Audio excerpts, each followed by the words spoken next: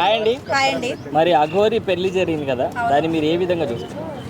అఘోరి నేను ఒకప్పుడు మంచోడు అనేసి అనుకున్నా, కానీ ఇప్పుడు వర్షిణి అనే అమ్మాయిని పెళ్లి చేసుకున్నాడు కదా, మగాడే.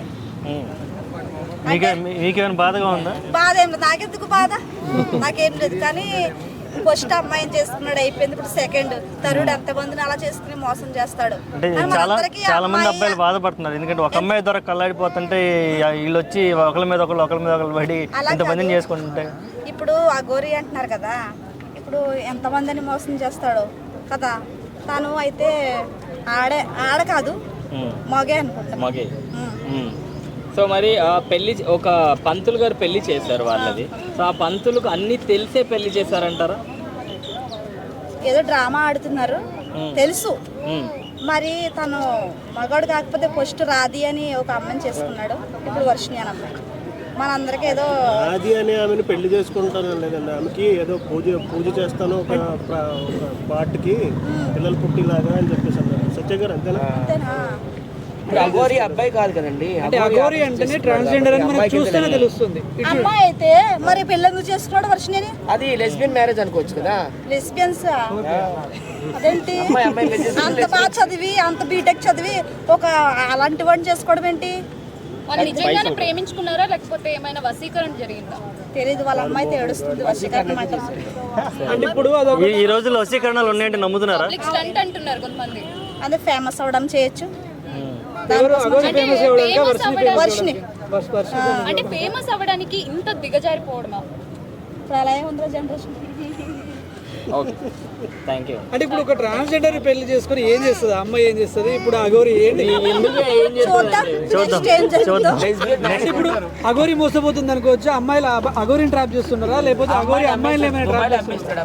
అమ్మాయి అన్న, నువ్వు అడిగిన క్వశ్చన్ కి సమాధానం నా దగ్గర ఉంది. చెప్పండి సార్. నేను అఘోరి పెళ్లికి వెళ్ళడానికి నేను రెడీ అయ్యి వచ్చాను. అఘోరి వాళ్ళకి గిఫ్ట్ కూడా తెచ్చా. సో ఇప్పుడు వాళ్ళకి గిఫ్ట్ ఇవ్వడానికి రెడీ అయ్యాను నేను. అఘోరి పెళ్లికి వెళ్తున్నారా? అఘోరి పెళ్లి ఆల్రెడీ అయిపోయింది. అఘోరి పెళ్లి ఆల్రెడీ అయిపోయింది. సో ఇప్పుడు వాళ్ళకి గిఫ్ట్ కావాలి. పాపం ఏంటంటే చాలా మంది చాలా అడుగుతారు, ఏం చేసుకుంటారు ఇద్దరు పెళ్లి చేసుకుని, ఏం చేసుకుంటారు అని. దానికోసమే నేను కష్టపడి వాళ్ళకు గిఫ్ట్ రెడీ చేసా. గిఫ్ట్ చూస్తారా మీరు అందరూ? చూపించాలా? అఘోరికి వెళ్తున్నాను ఇప్పుడు. అఘోరి మాత వర్షిణి అక్క వాళ్ళకి గిఫ్ట్ రెడీ చేసా. సో వాళ్ళకి వెళ్ళి ఇప్పుడు గిఫ్ట్ ఇద్దాం అనుకుంటాను.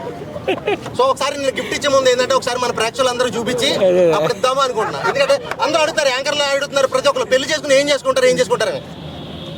ఇది అఘోరి, ఈ వర్షిణి. సో ఒకరు చేసుకుంటారు, ఏదైనా చేసుకుంటారు. సో దానికోసం ఒకసారి మీరు చూపించాలి కదా పాపం జనాలకి అని చెప్పి అది.